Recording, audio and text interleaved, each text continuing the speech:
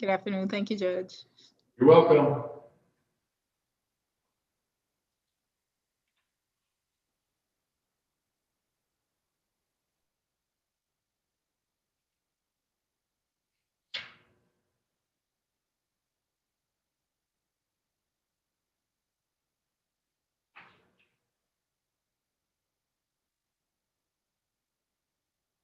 Ms. Hall, how you doing?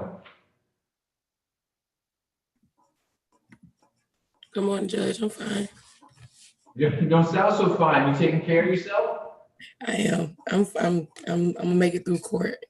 Okay, we'll try to make it quick. When Mr. Franklin comes back, we can talk about the tomorrow afternoon's hearing. I don't have an issue with that. I just needed to hear from Mr. Franklin. I think his client is in custody because of the other case, so that this delay wouldn't be a basis to say, well, wait a minute, I can't resolve all my business in court till we have the hearing and now the state isn't ready. So I think we'll be all right. I just wanted to get his input on that as well. But I think the defendant has a more serious set of allegations that are keeping him in custody. He does, Your Honor, but I don't think that it's keeping him in. He received a bond on that case, and then he picked up the newer case. So I'm not sure that case is holding him in on that attempted murder. Oh, so while on bond, he picked up these charges, and his old bond didn't get revoked. We'll see. We'll talk to Mr. Franklin about it. Right. But I wanted to know that Ms. Nelson did forward that along, and I just wanted a chance to talk to the two of you. Okay, thank you, Your Honor.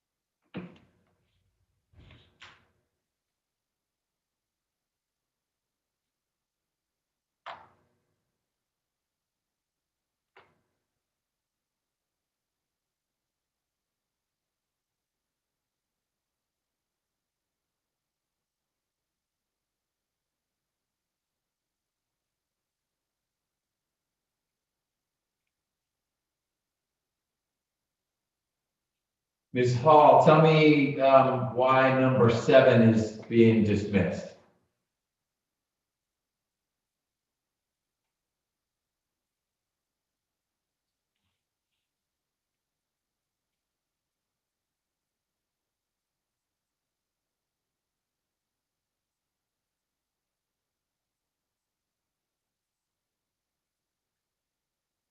Ms. Hall, are you there?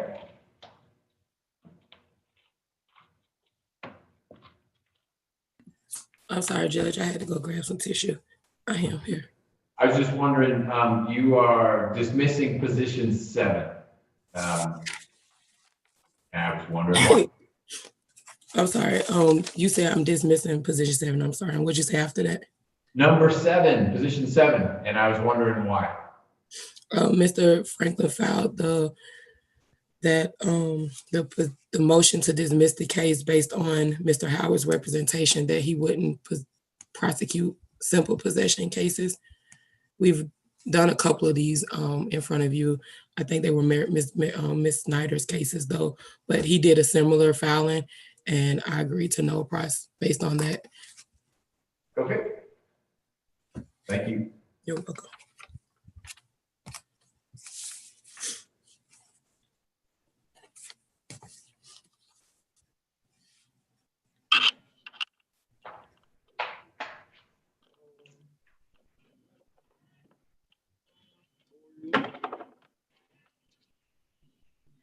All right, who do we have here? Position number 3. Mr. Palmer. Can you hear me, Mr. Palmer? Sir. Can you hear me? Yes, sir. Great, good afternoon. Today is the day I think we'll be talking about the final plea in your case. Ms. Patel, are we able to proceed with that? No, Your Honor, we are still missing the outstanding discovery as it relates to medical reports, any jail phone calls, photographs, 911 call, identifying information for the indictment, and whether or not they ran ballistics on the shell casing they recovered from the scene. What was the one about identification and the indictment? So, Your Honor, if you recall, the indictment for serious bodily injury lists the individual as unknown. And so we just don't have any information for that count. Granted, my client is not being charged with that count, but I still believe it's pertinent to his case in general. Sure. Okay. So what's going on, Ms. Hall? Yes, Your Honor, the state still doesn't have the information. I've been trying to get in contact with the investigator who took over this case. The case was given to our office with just the responding officer's information. He's been helping me or trying to help me get in contact with the lead investigator in this case. I found out last week that he may be on leave. I am waiting for a sergeant to get in contact with me to see if they can recover the things that Ms. Patel are waiting for, because those are the things I've given everything that we have as far as what we received through evidence.com and all that's been served on both councils, but the pictures, which we know we haven't been able to receive most of this summer, those are now, we can now access those, but there are a lot of things that the investigator had that the responding officer didn't know anything about or wasn't able to follow up on. And so I'm still at this moment trying to figure out really I'm trying to get in contact with the investigator. The responding officer, only thing we have is a Cartwright, and he doesn't know who he is because he doesn't work with him. He's from the robbery department, apparently. So we've been having some difficulties getting in contact with the person who has the remaining discovery in this case. So I was going to ask for a reset for the final plea because I don't have the things that Ms. Patel has been requesting the last court date, but it's because I can't get in contact with the investigator who would have those things and who would have answers to the questions that are being asked. So tell me why you need the investigator from the Atlanta Police Department to get medical reports or 911 calls or jail calls. The 911 calls have been served. The medical reports, those are reports I was looking into to see if the family went, they were transported to Grady, but to see how severe their injuries were. That is something I've passed along to my investigator, but they haven't come back yet. So that's not anything with the investigator. The 911 calls, that is something I've also served. I think Ms. Patel's client didn't have 911 calls because the time frame had lapsed or something that Ms. Hollander told me back when I requested them. I was going to check myself to make sure because she was working from home and couldn't access a particular drive that would have had more jail calls. So that was more so something I was just verifying to see if there were any more jail calls or any jail calls for her client. But the bulk of us completing the discovery is coming from the investigator. We are just still waiting on the medical records because that is something I started looking into our last court date, not for the defendants, but for the individuals who were transported to the hospital. Because when I spoke with the initial officer, he first indicated to me that there weren't severe injuries, that they were transported.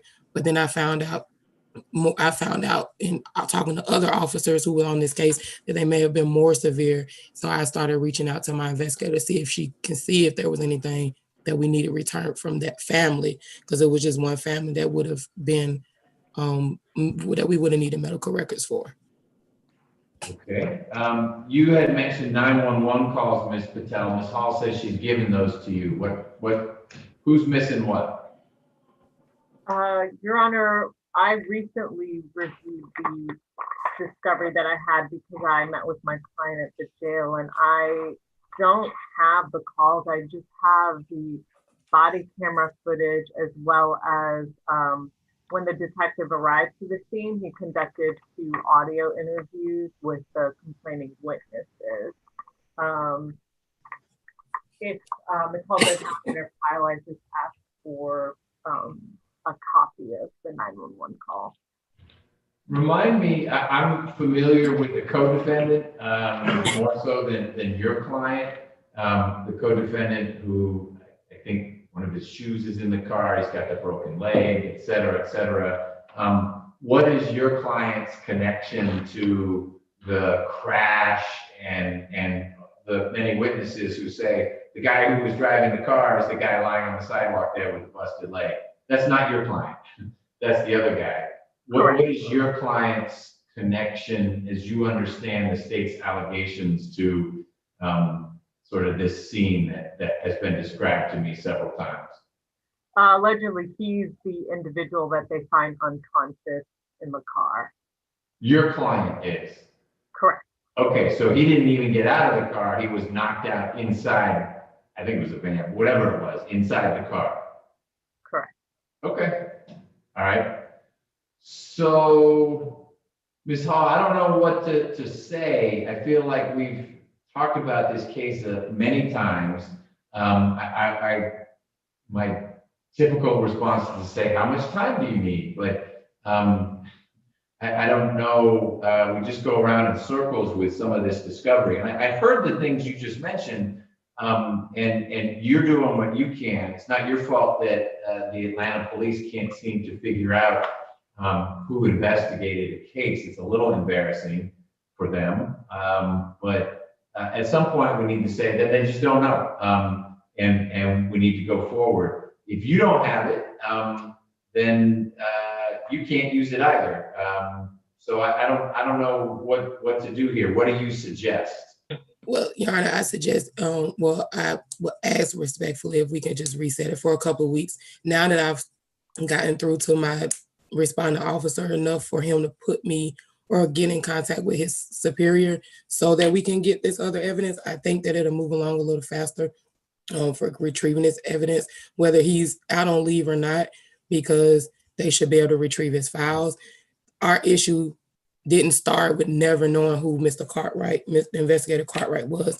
We were more focused on the other co-defendant and chasing him down and pinning him down. So I wish I had been more focused on this at the beginning. I would have had it by now, but that's about I dropped. So if you can just give me a couple weeks for me to talk to the sergeant and see if he can get me in contact with Investigator Cartwright, or at least get me his file, then I can at least at the next court date have that served and at least give an update on the medical records if they're not back.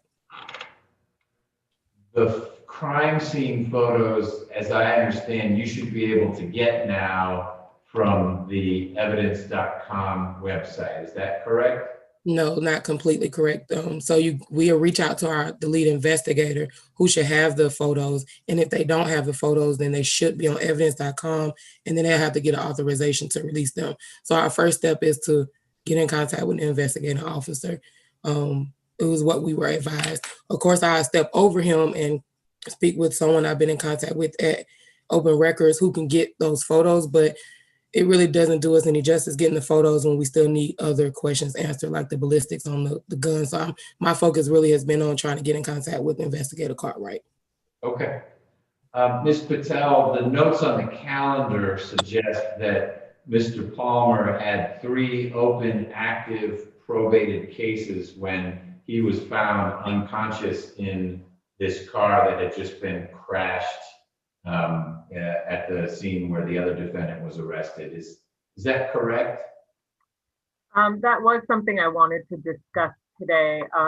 The cases that are listed on the calendar, when I looked into the 2015 cases, Judge Cox had revoked and suspended the balance of both of those cases February 21st, 2018. And so when I reviewed the transcript and the order, it seems like at least on those 2 cases, he is not on probation or shouldn't be on probation. It's possible that perhaps the paperwork never got to probation. Okay. What about the 17 SC case? He's still on probation for that case, or he should still be on probation, is my understanding. Okay. All right. Ms. Crawford, do you have any information to the contrary?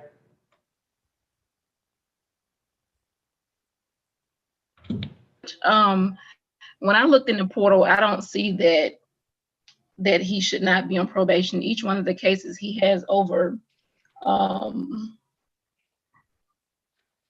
2 years remaining. When she just mentioned that, I tried to look in the portal real quick to see what I could find. But I still show that he has time remaining on all 4 cases. I would have to, if you give me a moment, I have to look and That's see okay. if I You don't need to do it right now.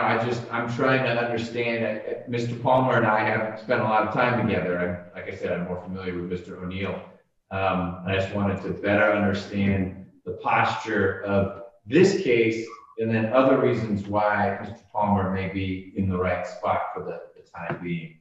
So Ms. Hall has asked for a few more weeks to try to connect with Investigator Cartwright or a superior of Investigator Cartwright's so you can get the things you're entitled to, Ms. Patel. What do you think ought to happen, right? We obviously aren't doing the final plea. Do you have any suggestions? So once I get the discovery, or at least I can reach out to Ms. Nelson about this earlier so that there's no delay, I would like to see if I could have him brought to the courthouse to review the discovery. Our investigator was not assured by the jail that the setup they have is, I guess, socially distant enough for him to meet. I went to the jail to see Mr. Palmer and I've discussed what I've seen already, but I do believe it's something that we should review so that he's had an opportunity to review that. And then after that, I will be able to better have a conversation with Ms. Hall. Mr. Palmer was an individual that was in DOC custody for some time. And so now that he's back, I think I can finally actually have a meaningful conversation with Ms. Hall about what to do. Okay. I didn't realize he'd been off with the state for a little while. Why don't we do that? So Ms. Hall, you take a few weeks to try to nail this down. Please let Ms. Nelson know what's going on so that we don't put this on a calendar when you don't have what you need to have taken care of. So you can see what you can track down. And then Ms. Patel, your suggestion is fine. We can get Mr. Palmer over here. That may be more of a routine these days, so that you and he can review the materials in a larger, safer space over here. So I'm going to rely on both of you to coordinate with Ms. Nelson on that. I think what we'll do as a placeholder is move this to a kind of mid-December final plea, so about a month out. That's just because I don't want us to lose track of this and not keep moving it forward as we really ought to. It's a 2019 case, and of course it'll be 2021 in a month and a half. So you do need to. Ms. Hall, anything else in connection with Mr. Palmer's case? No, nothing further on the state, Your Honor. Okay, Ms. Patel? No, Your Honor. Mr. Palmer, you've been listening quietly and patiently. Do you have any questions of me? Do you understand what's going on? The state is trying to get the last little bit of information from the police department and hospital, get that to your lawyer so that she can sit down with you and lay the whole landscape out there of what the state has and what the state doesn't have, so that you can make some more informed decisions about what you're going to do in your case. Does that make sense? Sir, You have any questions? my family was trying to get a private attorney for me, right? Can you say that again? Said my family trying to get a private attorney. Okay, well, your family's free to do that. Unless and until they do that, you will continue to be represented by this excellent attorney at no cost to you or your family. But if your family does hire someone, that person will need to file an entry of appearance to make it official. So it's not just word that someone's gonna do it. That person actually signs his name or her name to a piece of paper saying, I, Mr. Paul's lawyer. If that happens, then that's who we'll reach out to schedule things, okay? Yes, sir. All right, stay safe.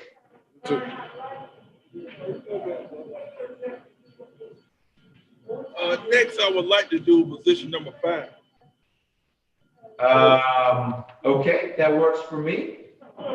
Mr. Pugh, are you ready? Yes, sir, I am, Judge. All right, so we're gonna jump to number 5. How are you today, Judge? I'm well, how are you? I'm doing good. Thank you. Thank you. Hey, Mr. Fleming, can you hear me? Yes, sir. Good, we've got your lawyer, Mr. Pugh, on the call, and we've got Ms. Hall. And I just need to figure out what we're gonna do. Before we do that though, Ms. Chavez Dietz, I notice you're still on the call. Do you need me for anything? I don't mean to keep you on the call any longer than you need to be. Just wanted to know if I'm still needed for any other case. If not, I don't believe so. Mr. Franklin, do you need Ms. Chavez Dietz anymore in connection with Mr. Reyes? Not today. Okay, thank you, ma'am, for your help. you have a good day. You take care. All right, back to Mr. Fleming's case. It is on the calendar for final plea. So I need to figure out if this is one that's worked out or if we need to move it to a trial calendar. Judge, here, if I may, Ms. Hall, may I start? Yes, sir. Okay. Judge, this is a case that the state has made an offer. I've conveyed that offer to my client. It's not an offer that we're in a position to accept. Ms. Hall, I know, has been sick. We were emailing back and forth as late as, I was just looking at my email. It was, as late as about 9 o'clock Friday evening. I think that we're in a position where she might need to talk to a supervisor. I don't want to put words in your mouth, but there may be still a possibility to resolve this by a negotiated plea. And I understand this is a final plea calendar, but the offer that has been extended that's on the table right now is not an offer that he's willing to accept. Cassie, have I stated that accurately, or is that? Yes, and Your Honor, if I may add, this is not on the defendant as far as us talking and negotiating this case out. This is a case where I have been talking to the defense attorney. We haven't been able to talk as much as we probably wanted to get a meaningful conversation as far as the negotiated plea. I had saw some things that threw up red flags for the state, and I did tell Ms. Bold I wanted to speak with Ms. McCauley about those things. I did give an offer. The offer was a recent offer, probably not even enough for him to even digest it.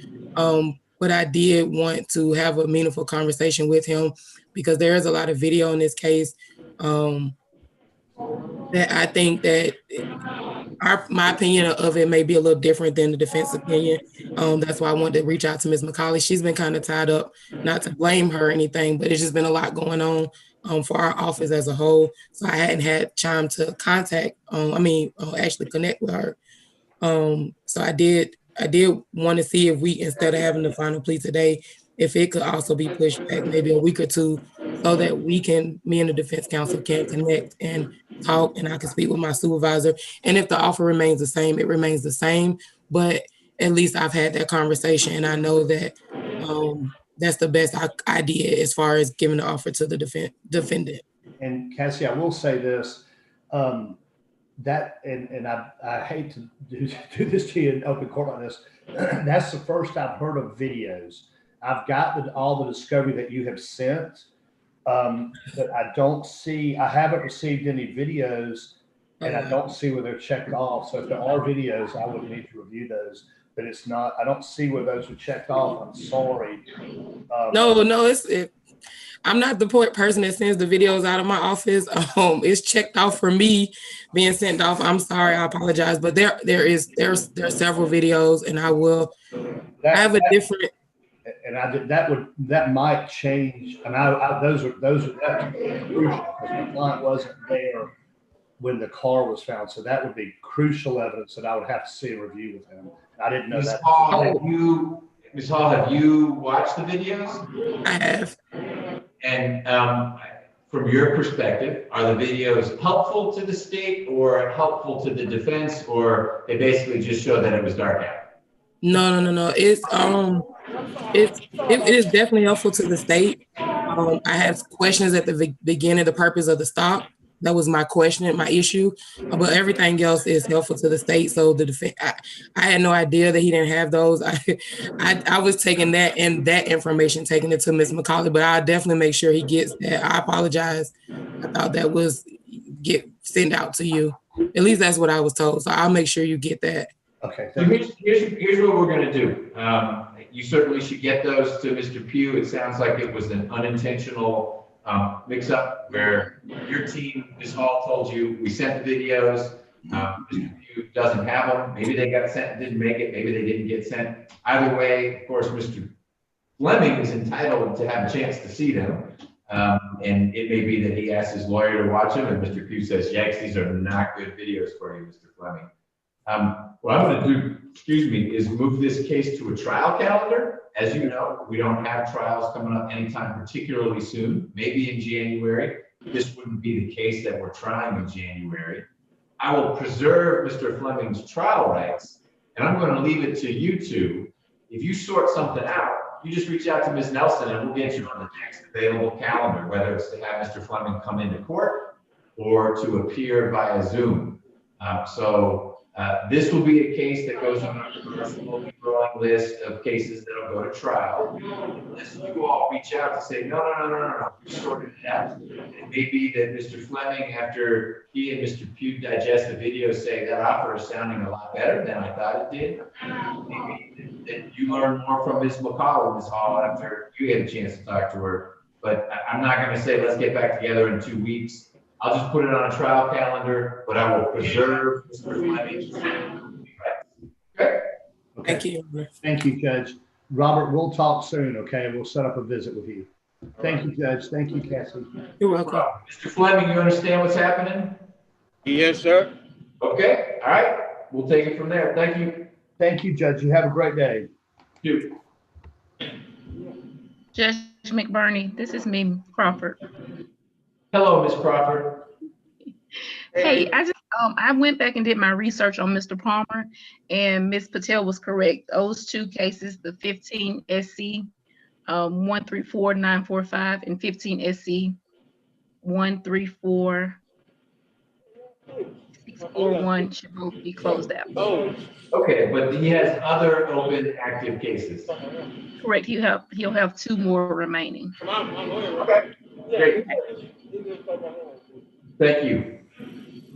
All right, who's next? Next, number 2. No, yes, number 2. Judge, I'm going to step away from one moment while y'all handle position 2. Yes, ma'am. Mr. Rogers, Yes, sir. how you doing? Good, sir. All right, Mr. Franklin?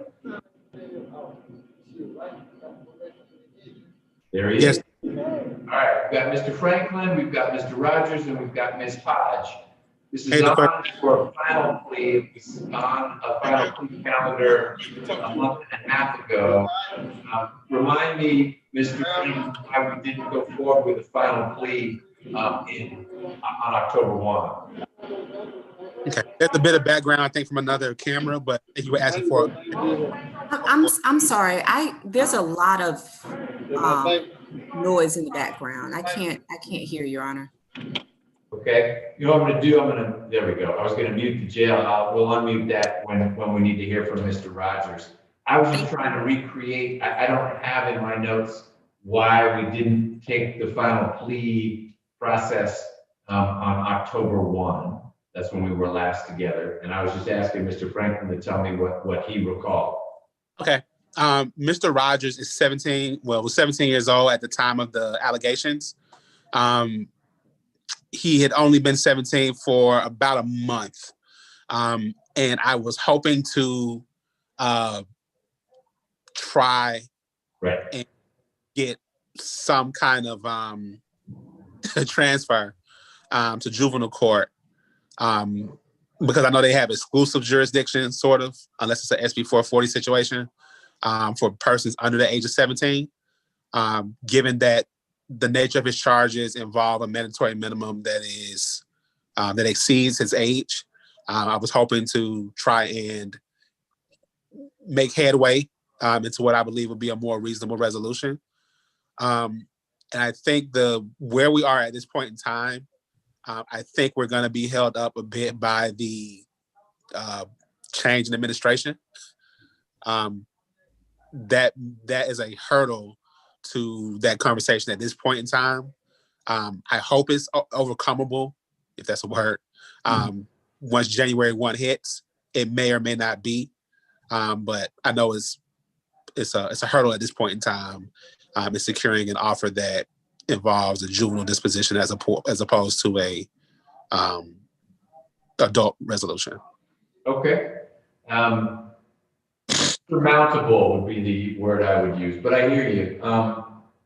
Maybe we want to handle Mr. Rogers' case the way we just did with Mr. Fleming, in that we say, rather than bring everyone back every few weeks to say, are we ready for the final plea? We say we'll end up on a trial calendar, but we preserve Mr. Rogers' final plea rights. And then if the two of you, Mr. Franklin and Ms. Hodge, determine that there is a resolution short of trial, whether that involves a juvenile disposition, a transfer, or a plea to something that has no mandatory minimums or different mandatory minimums, you can always let Ms. Nelson know.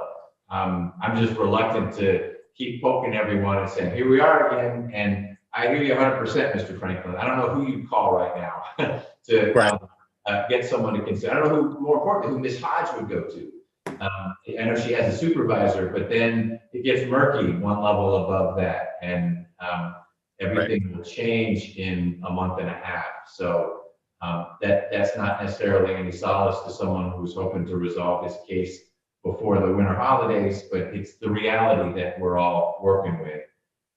So is that a reasonable way to deal with it? We're not going to lose track of it because it'll go on a trial calendar.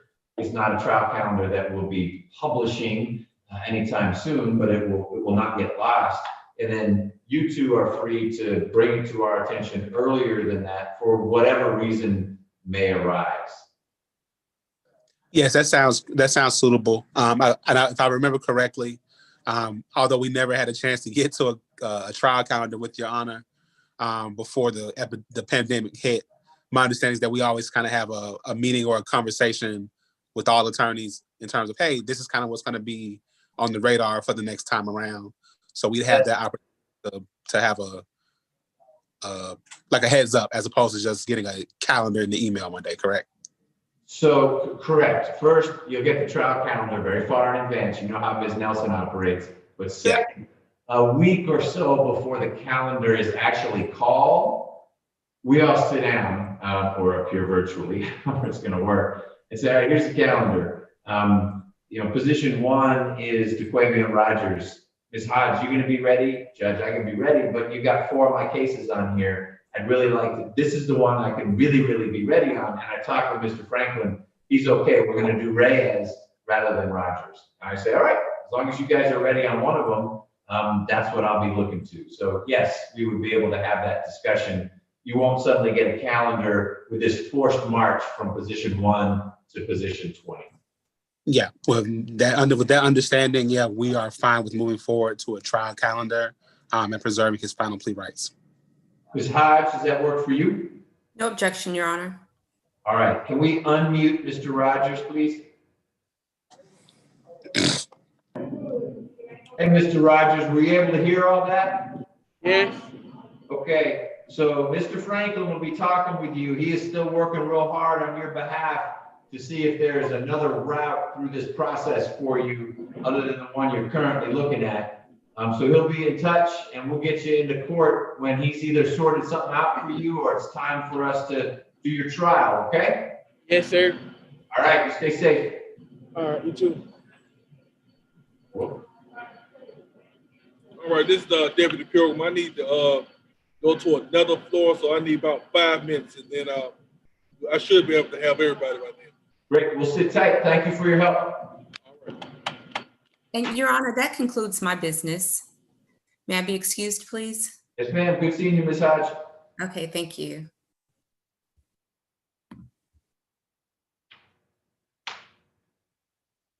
So I don't see Attorney Gaffney on the call. Ms. Nelson, can you reach out to him? Please? We were holding for, did you see my note that we were holding for his report? Oh, no, I didn't. Let me look for your note. That was on the Outlook calendar. Oh, it was on the Outlook calendar. Let me look there.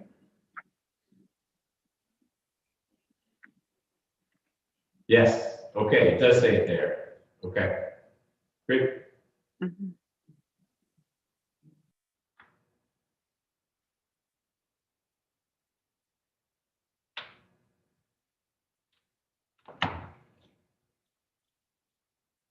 You want transcripts of the drug court terminations?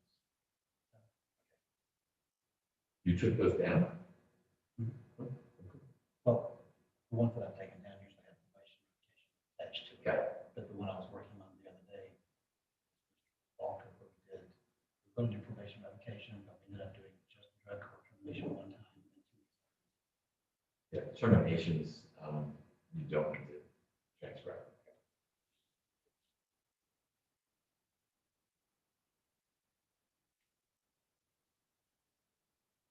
But the ones attached with probation notifications, they do need to be? No. No, okay. It's just if it's like this one conversation about terminating and doing, but we usually have them separated. So you're saying there was one where we did it at the same time.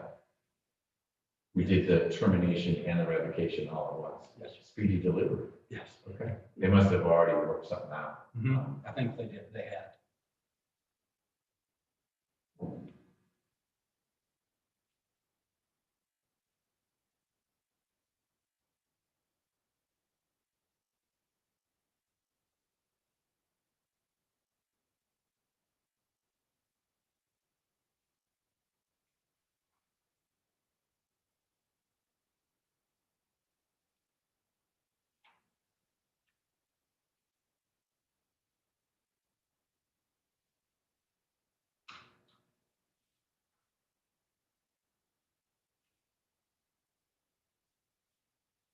Ms. Patel and Mr. Franklin, which one of you, if either of you, are handling position 8, Marquise Lightsey?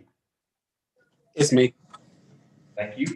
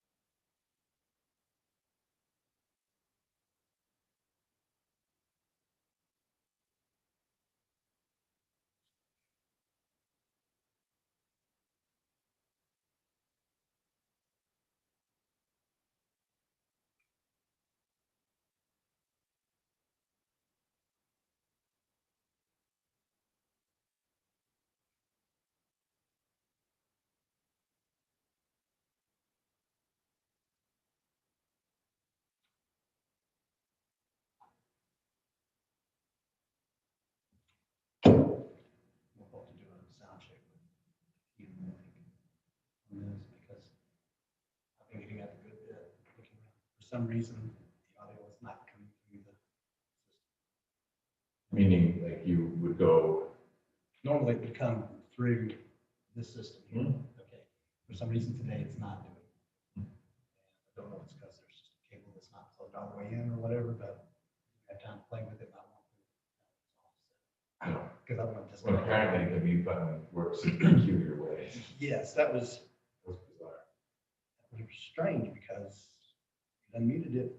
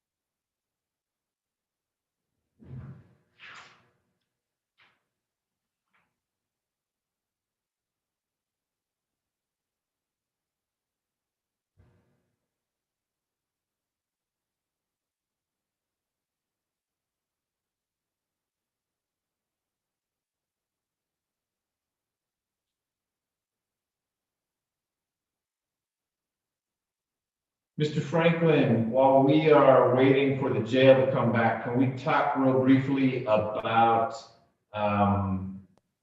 Mr. Bush? We were supposed to have a motion hearing tomorrow afternoon on his case.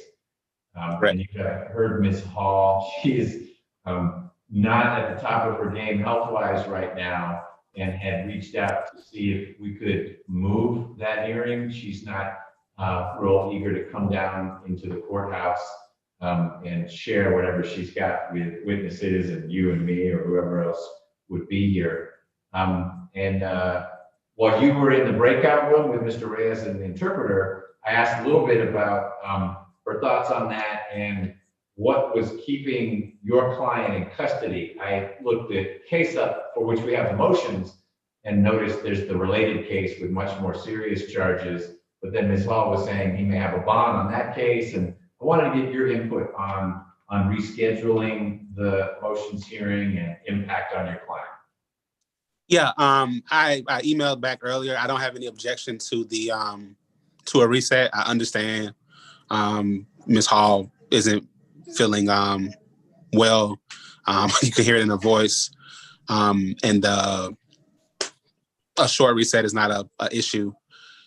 He's being held additionally on a probation revocation for an 18 SC case. I don't recall exactly what the charges are on that case, but it's not as if we theoretically won the motion tomorrow and you ruled from the bench, he wouldn't be getting out tomorrow. Okay. A probation warrant holding him. Okay, well, I appreciate you sharing that. That makes it a little easier for me to work through it. The other complicating factor is if we say, let's not handle it this week, then it's Thanksgiving, and then it's December, and you are turning into a holiday. It's not a pumpkin then, I don't know, you're gonna be away. And I know you have graciously said, look, for certain cases, I would come in for a little bit. But if we don't do it tomorrow, which it sounds like we should not, and we really don't need to, given these other things that are keeping Mr. Bush in custody, it may not be till January. I just want to make sure you understood that, or to give you, Mr. Franklin, the chance to say, hey, this is one of the ones that I come back for a half day on. We're going to respect your leave and not calendar things when you've asked to be given some time for you and your family. So what are your thoughts about a new date?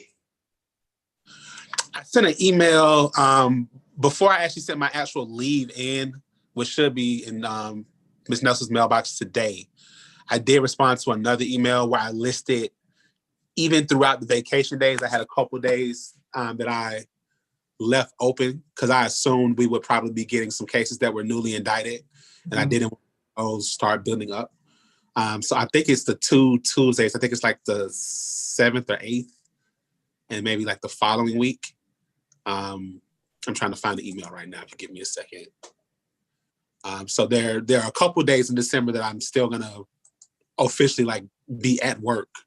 But if there's another day that works better for the court, it's a fairly straightforward motion. I don't think it'll take longer than 45 minutes, and that's kind of being long. So I don't mind coming in on a day just to handle a motion or two, just to keep things moving. Okay, well, that's helpful and flexible. I appreciate both. We will aim to have it on one of the days that you shared with Ms. Nelson as your available days, because you're right, we may start to have some plea arrangements, believe it or not, since the grand jury is back, and we'll want to start those processing through. And if we can line it up on that date and Ms. Hall can get her, I don't know how many witnesses. I read the motion. It sounded like it might be 2 witnesses, but it has to do with Mr. Bush's stop and whether it was valid and then what was recovered from it. But why don't we aim for one of those dates, and I'll just ask Ms. Nelson to let both of you know as soon as possible which one she selects. So you can block the time out, Mr. Franklin, and you, Ms. Hall, can see if your witnesses are available on that subsequent date. Does that work for you, Ms. Hall? Yes, Your Honor, thank you. Okay, and Mr. Franklin, sounds like that works for you. So we just need to let jail know that we don't need to bring Mr. Bush over tomorrow. But I trust you can take care of that, Ms. Nelson? Yes, sir. Great, okay. Done. Yeah, the days that I know I'm going to be at work are December 8th and December 15th. Okay. So those are 2. And like I said, if it's another day that works better, just give me a heads up and I'll make it happen. The 15th is looking promising. That week I have a civil trial calendar, but there won't be any trials.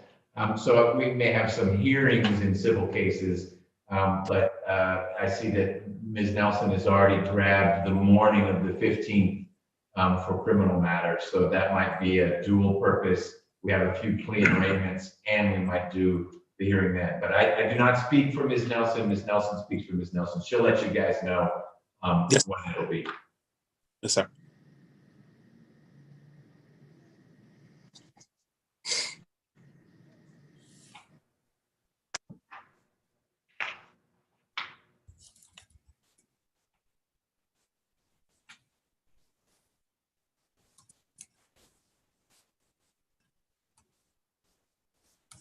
That means tomorrow it will be short.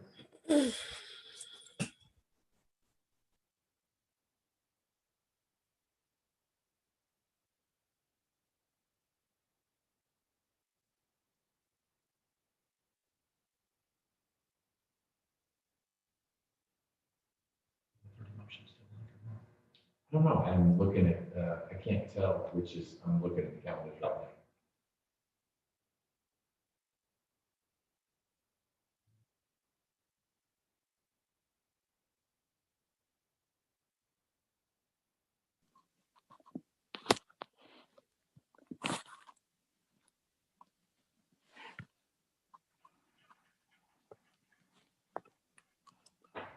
So that was the 11 o'clock. So 11 is out.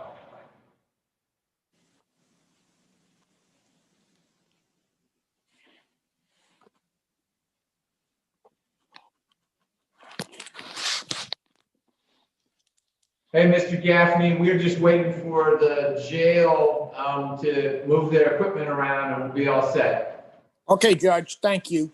Thank you.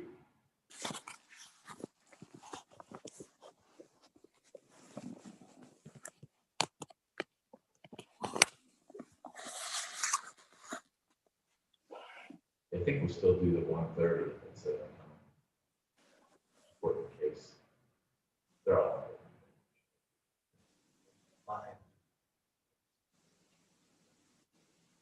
Good question. Mr. Pinion, I have not seen in the building since because of the situation at home, but I assume Mr. Franklin will want the witnesses. Mr. Franklin, do you know if the Goolsby hearing will involve witnesses coming into court? Have you talked to Mr. Pinion about that? I haven't spoken to him about it, but I anticipate it. So I guess more to the point, you have not agreed that the witnesses could appear remotely. no, I have not. Okay, then I suspect there'll be witnesses here tomorrow. Okay. Great.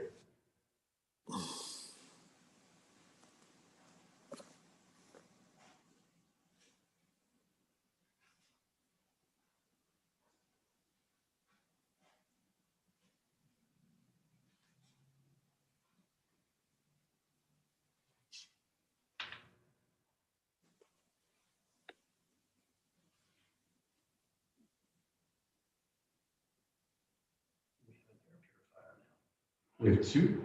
That one's, there's a giant one, same size, behind the last bench. You can't see it, but Michelle set them up so that as far apart as possible so they're not overlapping. I think this one's off. I turned it off.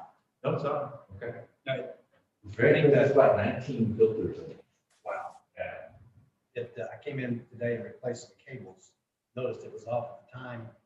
And there was something unplugged, and I plugged it back in. Okay. Accidentally become unplugged. I know I had turned it off. We didn't need to be running over the weekend. Right. No one was in here. So I just figured that would be something we turn on and off.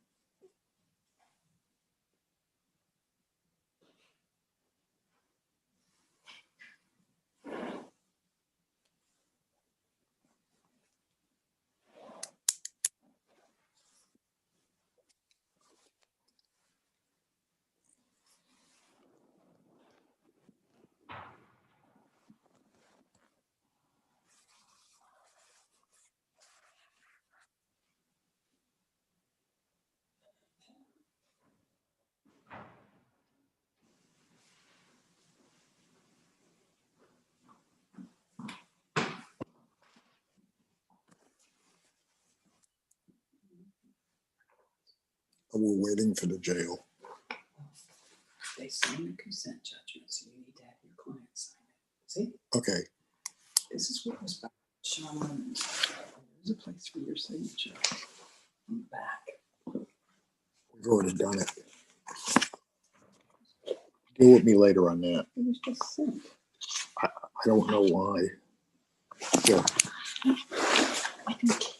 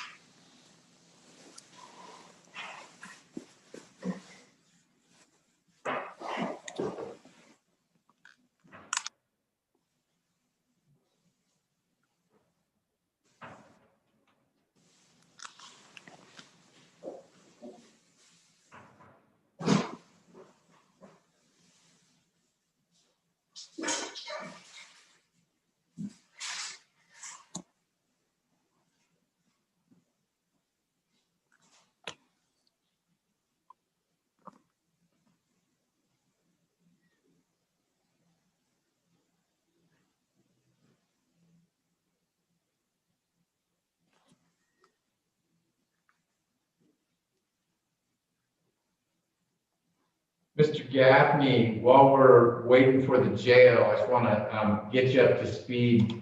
We had a conversation with counsel for the co-defendant and Yes, sir. the prosecutor on the case. And the process they went through was that Ms. Hall needed a few more weeks to gather a few things that Ms. Patel didn't have. That's the lawyer for the co-defendant. And then we were going to reconvene to make sure everyone had everything. We'll certainly talk about this once your client is on the call, but tell me where you are in the process. You are newer to the case, having replaced Mr. Wright a couple months ago. And so you understandably wanted some time to connect with your client and the case file. But how are you doing with discovery, and where is it you think we are? I have received Mr. Wright's discovery, Judge, and I'm still missing some items, particularly the identification material, which counsel for the state mentioned last time we were here. So yeah, I would agree with Ms. Patel's announcement. We just need a little more time to make sure everybody has everything before a decision can be made on this case. Okay, and remind me, when we say identification, your client was arrested lying on the curb outside the vehicle he had just crashed. There's not identification in relation to that. It would be identification. No, sir. It's in relation to the armed robbery, the hijacking of the vehicle in the first place. Got it. And was it a photographic identification? My understanding, it was a photo lineup. And you don't have that photo lineup. That's part of the problem. Yes, sir. Okay. And Ms. Hall, you were shaking your head. You agree because you don't have the photo lineup either? Right, I agree, Your Honor. That is something that Investigator Cartwright should have in his possession, or in his file, I'm sorry. Okay, good old Investigator Cartwright. Hopefully he is a bountiful investigator. All right. Well, once we get the jail back on, Ms. Nelson, is there anyone you can reach out to? They seem to have been gone for a little longer than forecast. Okay, let me see who I can find. Thank you.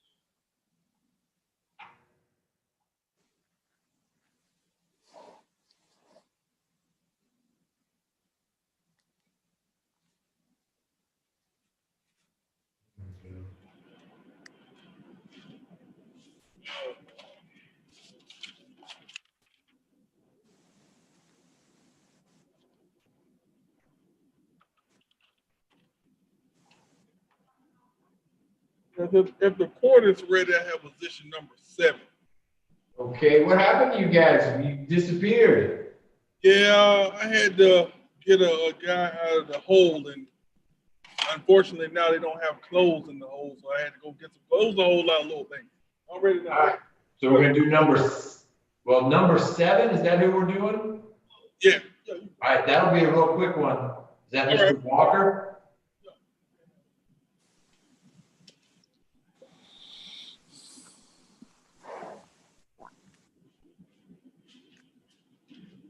Hey, good afternoon. Are you Mr. Walker? Yes, sir. Yes, sir. Got some good news for you. The state has dismissed your charges. Yes, sir.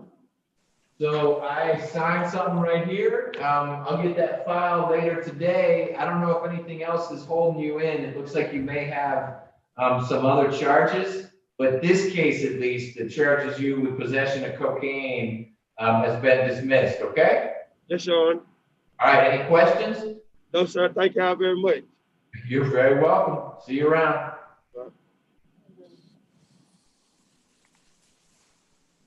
right, give me 1 second. Yeah, I heard that before.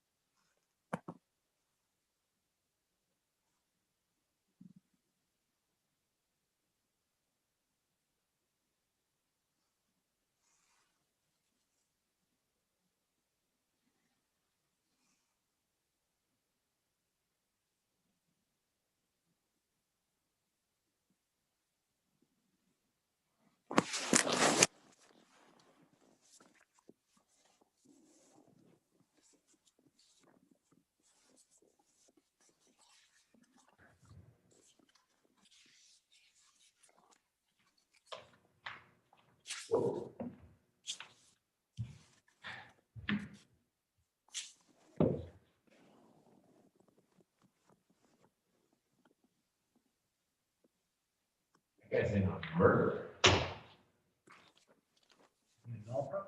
They did not know across the murder. Oh, okay. Across this cocaine case. Yeah, but he had 3 CP cases. Like, wow, he's got a lot going on. Another cocaine case, an obstruction case, and then the big one, where I don't think he's going anywhere.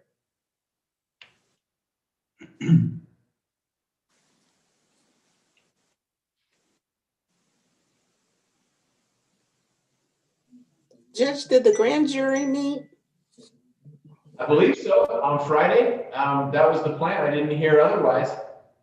Oh, okay, just curious.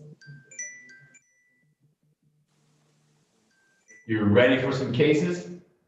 This is number 4. Number 4. That should be Mr. O'Neill. How you doing, Mr. O'Neill? Can you hear me? Yes, sir. I'm doing all right. Can you hear me? Yes, sir. Great. So we've got your lawyer, Mr. Gaffney, on the phone. We've got the prosecutor, Ms. Hall. We were talking a little bit about your case. We talked a little bit about your co-defendant's case. Ms. Hall is getting a few more parts of discovery. Apparently there was a photo lineup that was involved, and she's getting that to your lawyer, so he's got all the tools he needs. I was just getting an update from them, and we're gonna get you on a calendar in mid-December to see, is this a case that's working out, or is this a case that we ought to put on a trial calendar? That's what we were talking about today, but we need to get, state needs to get to your lawyer these last bits of the investigator's case file. Mr. Gaffney, was there anything you wanted to add now that we've got your client here? No, Judge, you just said it all. I'll evaluate the case and counsel with Mr. O'Neill and go back and forth and see what we want to do after I receive the rest of the discovery. And then Anthony can make his decision on his case. All right. And Ms. Hall, what you were explaining to me earlier when we were talking about Mr. Palmer's case, the co-defendant, is that your expectation is that within the next week or so, you should be able, or your investigator should be able to catch up with Investigator Cartwright of Atlanta Police. And that's the individual who ought to be able to get you crime scene photos, the identification materials, et cetera. Is that a fair recap? Yes, Your Honor. It's a sergeant that was supposed to be giving me a call to get in contact with Mr. Cartwright. Okay.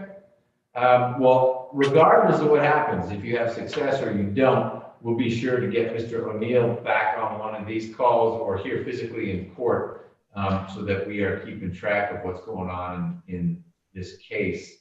It looks like that'll be a mid-December calendar. Mr. Gaffney, anything else on behalf of Mr. O'Neill? No, sir. I would ask that Ms. Hall, because I've come in and kind of gotten the discovery piecemeal, that I would call Ms. Hall and make arrangements to go over the discovery with her just to make sure I've got it all. Okay. I'm sure she'll make a plan for that. You may want her to get a little healthier before then, but you guys can do it that way. Mr. O'Neill, do you have any scheduling questions? Oh, sir. Okay. Well, Mr. Gaffney will be in touch, and we will see you at the latest in mid-December to figure out if we finally have the whole case file in one place and what direction are you wanting to head with the case. Thank you. Thank you, Judge. May I be excused? Yes, sir. Thank you.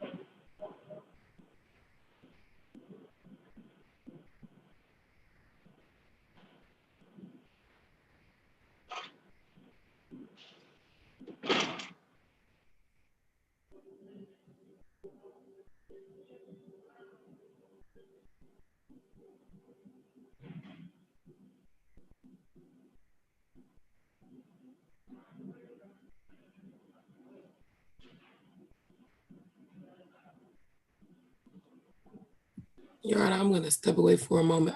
I should be able to hear when they come back, when the jail comes back. Yes, ma'am.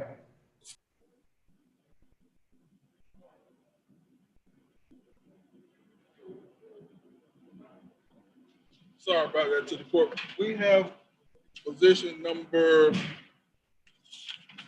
We only have two left, number 6 and number 8. We have number 8 if the court is ready. Okay. Come on up, sir. You can go there.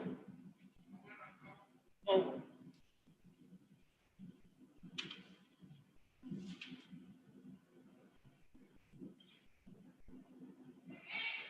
Hey, are you Mr. Lightsey? Yes, sir. Good afternoon. I'm Judge McBurney. We've got you on a calendar here because I've got a petition alleging that you violated the conditions of your probation.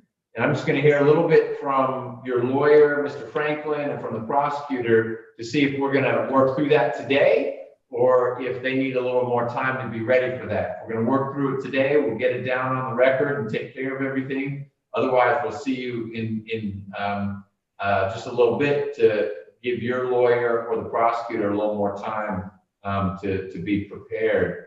Mr. Franklin, have you had a chance to sort through these allegations?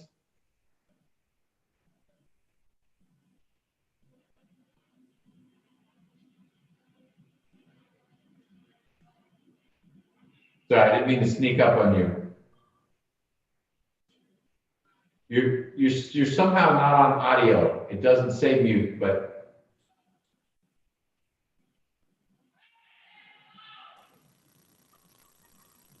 He's here.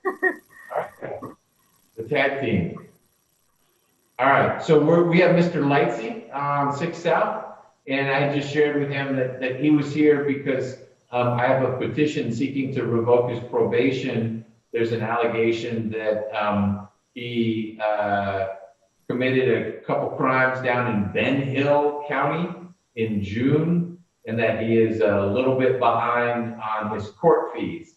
And I just wanted to know if this is something we're working through today, or if he's contesting these and we need to give Ms. Hall a chance to get officers or someone here from Ben Hill County. Is my understanding, and I believe Ms. Hall can confirm that we have an agreement to continue him on probation. Okay, well, here comes Ms. Hall. So Mr. Lightsey, it sounds like we're going to sort this out. I want to get us on the record, okay? So just let me get the court reporter spooled up. Good, okay. This is position 8 on our calendar, 18 SC 162203, State versus Marquise Lightsey. And Mr. Lightsey has, it is alleged in the petition that in June, Mr. Lightsey committed a couple felonies in Ben Hill County, being a felon in possession of a firearm and theft by receiving stolen property. And there's a secondary allegation that Mr. Lightsey is a little bit behind in his court fees. I don't know if that means supervision fees or what, but we can work through all that. What you're saying, Mr. Franklin, is that Mr. Lightsey is admitting to these allegations, or he is simply stipulating to them for purposes of resolving the case? Stipulating for purposes of resolution. Okay. And Ms. Hall, what is the state's recommendation in Mr. Lightsey's case? Your Honor, is for him to serve 20 days and to continue him on probation. Serve 20 days beyond today, or serve a total of 20 days credit for time served? Yes, Your Honor, the latter. Okay. And tell me why you think 20, I don't know anything about the Ben Hill situation, if that's an open case or it got dismissed, or what do you understand is happening? From what I can gather, Your Honor, the defendant in the open case, the defendant was in a vehicle that didn't belong to him. A gun was found in the center console of that vehicle. I'm sorry, Your Honor. That's my understanding of the open case, and because I haven't had time to get any additional information than that, well, not because of it, but I have agreed with the defense to continue him from the 20 days he's already served. Okay. He received a bond, Your Honor, from Ben Hill. Essentially, he kind of got caught in the middle of a dispute between a friend of his and that friend's girlfriend. She reported the car stolen because she was mad at her boyfriend, not knowing that Mr. Lightsey actually was in possession of the vehicle. So when the car was stopped, he was driving it. They searched the car, and I believe it was a glove box, not the center console, where the gun was found. So it wasn't his car, and the gun was hidden in a place where he wouldn't have known that it was there. Okay. And so he where is Ben Hill County in relation to Fulton County? Mr. Lightsey, how far away is Ben Hill County? Like an hour and a half. You go south? Which way do you go? South. And who's down in Ben Hill County? Your girlfriend was down there? No, I was visiting my mom. You were visiting your mom? That's where I was originally born, but I've been in Fulton County since I was 13. Okay, so you were born down in Ben. So what's a big city, if there is a big city, in Ben Hill County? That's Albany. Albany, okay. Is that where you grew up or where you were when you were little? Yeah, I was born there. Yeah, my mom's side of the family from there. My dad's side from here. Okay. It's totally something that I got involved with. I didn't have nothing to do with. She told them, but they was like, it just got to go through the court system so they can get that all resolved. So most likely this is gonna be dismissed when I return it back to court. Okay, well, that would be good for you if it did. Where do you stay in the Atlanta area? You have a place up here? Yes, sir. And is it in Fulton County or DeKalb or where? It's in Clayton. Clayton County. And is it an apartment or a house? It's a house. My grandmother's house. Besides you? Sir? Who else lives there besides you? It's my grandmother and my granddad. Okay, so you stay with your grandparents. How old are you now? 28. 28? Yes. Are you working? I was working before this happened, but I probably go back to my job. And what's that job? Metal recycling, TAV metal recycling. What do you do? Run copper, aluminum through machines and get all the debris and clean the copper and aluminum, metal, drive forklifts. How long had you worked there before this happened? Like 6 months. Okay, so you think you can go back? Yes, sir. My supervisor keep in touch with my family still to this day. Good. Okay. And what about paying the fees? I don't know who wants to answer this. It says in the petition, just court fees. Is that supervision fees or what is he, what are you behind on? I ain't know what I owe. I don't know. I ain't know I had no fees I owed. But Okay. Do you earn enough that you're able to pay a little bit of fees? Yes, sir. Okay. Well, we'll make sure your probation officer squares that up.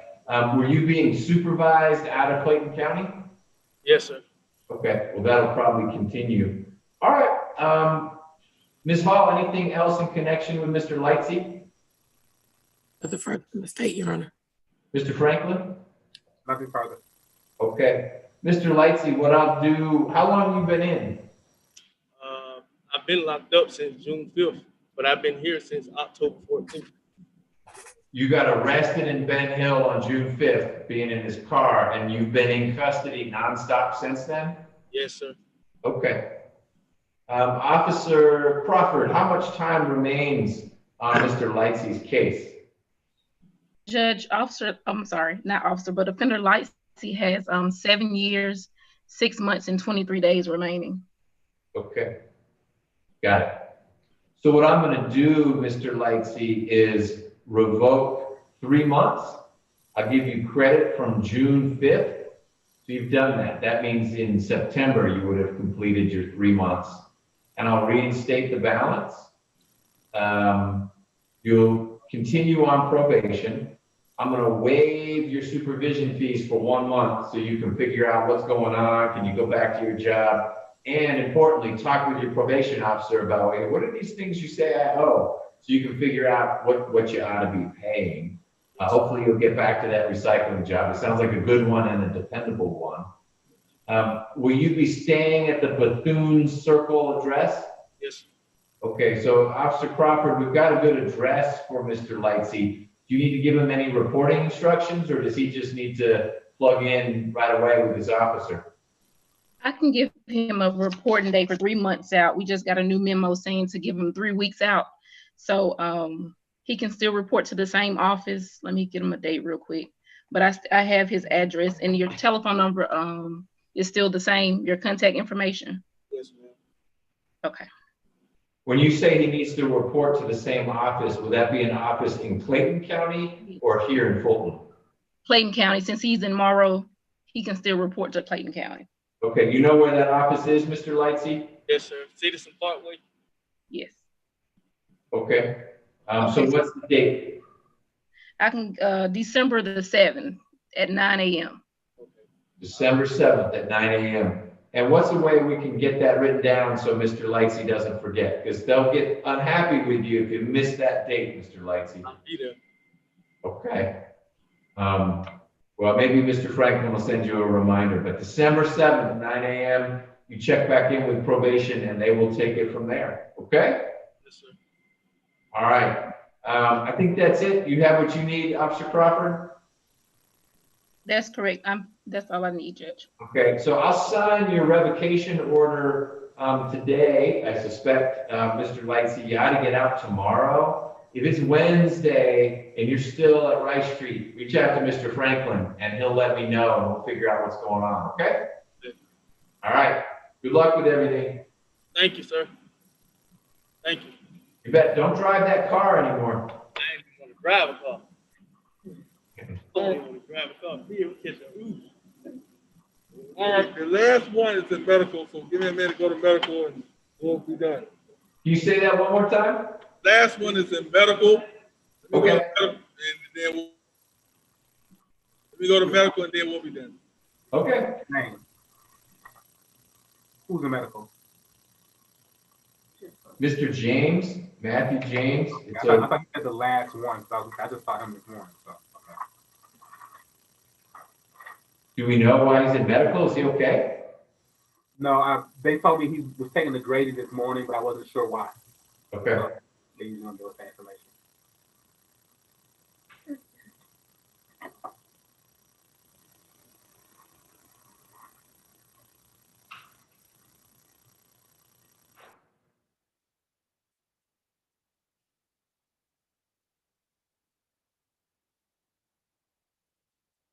Ms. Hall, has this one been worked out or is this one that will need to reset? Your Honor, this is one that'll need a revocation hearing scheduled. Okay.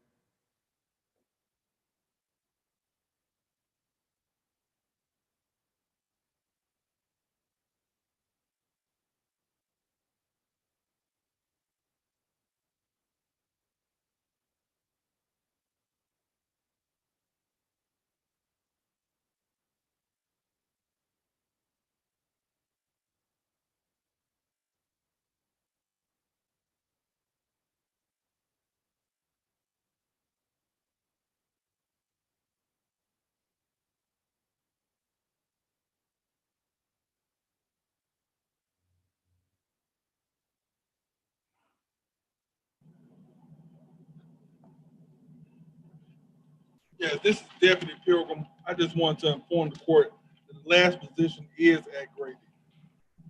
He's at Grady now. Yes. Okay, well, we'll have to reschedule that. Thank you for that update. All right. Appreciate it. Thanks, Jail, for your help today. All right. Have a good day. So let's figure out, it sounds like, Ms. Hall, that you're saying you're gonna need an evidentiary hearing for Mr. James, where we can get him back from Grady.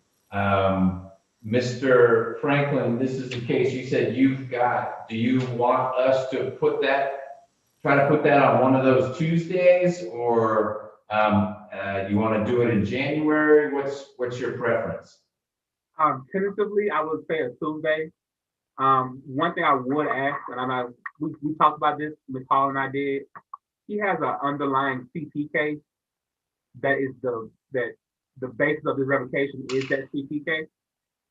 So our resolution wouldn't necessarily get the case resolved.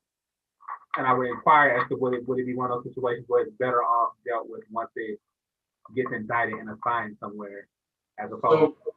So he actually has two. There are two allegations. One is that he committed a family violence battery in March, and then the CP case that you're referring to is the September. It's now listed as an ag assault and cruelty to children in the third degree. On the petition, it says cruelty to children in the third degree and simple assault, family violence. When I looked up the CP number, it said ag assault. But either way, I'm not disagreeing with you. One of the two bases for the revocation is this new CP case, but I don't want people to forget about the second basis, which is a March 9th purported family violence battery. Okay, that's my misunderstanding. I read it as if the battery had been upgraded to aggravated assault. So that's my misreading. Okay. Yeah, I think it's two different things, but I only scratched the surface. There are two things listed in the petition. The CP relates to the September event, as best I can tell. But Ms. Hall is asking for the hearing, and we'll do that. Why don't we tentatively schedule it for one of those two dates, one of those two Tuesdays, and then we'll see what the state can line up, and it may be that it's resolved by way of addressing both the outstanding sets of allegations rather than we have an evidentiary hearing. But we'll try to line something up, and both of you just keep Ms. Nelson in the loop. Does that work for you, Ms. Hall? Yes, Your Honor. So, Ms. Hall, are you going to get someone to try to cover for you tomorrow, or does that not happen in this era? No, I'm just going to be here, Your Honor. I would like you to rest and get better. I looked at the calendars for tomorrow. You got a little bit on there, but I think a lot of the heavy lifting will be done by Mr. Pinion and Ms. Convery. So Right. maybe someone to cover. I think you just have two on there. But I'll leave that up to you. I hope you feel better. Anything else we need to work through today from you, Ms. Hall? Nothing else from me, Your Honor. Mr. Franklin, you've got a fair number of the cases tomorrow. I have a quick, just point of information question about the very first one, which is Daryl Lowe. It's a 2010 case, murder. Has he been declared competent, or why is he back? Because we're just trying to get an update on the guy. Yeah, he was incompetent for a number of years. He was later deemed competent, and it was restored to an active case. I've had conversations with him, and I question his legitimate competency status. I've had conversations with Adam Abadi, mostly. I'm not sure if Mr. Pena is gonna eventually just take it, or if Mr. Abadi is gonna continue to be the person on it. I think it may be a case that's kind of like the Quavion Rogers situation, where a change in administration may get us a better answer. Okay. The state is looking for guilty, but they're willing to consider a guilty but mentally ill and we're looking for not guilty by reason of insanity. So we're close, but we're far. Yep. Okay, well, we'll talk about it tomorrow with whoever shows up from the state. I just was curious, given the age of that case. And then we'll still do the Goolsby motions. And we got a bond hearing in the afternoon that is no one on this call's case. And handle the joint inquiry calendar. All right. Well, like I said, Ms. Hall, get some sleep. Hope that this is just a cold or the flu and nothing more. Not that that's fun as it is, but you get better. Ms. Patel, thank you for letting Mr. Franklin squat on your Zoom connection. Of course. All right. Well, we'll see folks tomorrow. Thanks, Officer Crawford and Ms. Rolak.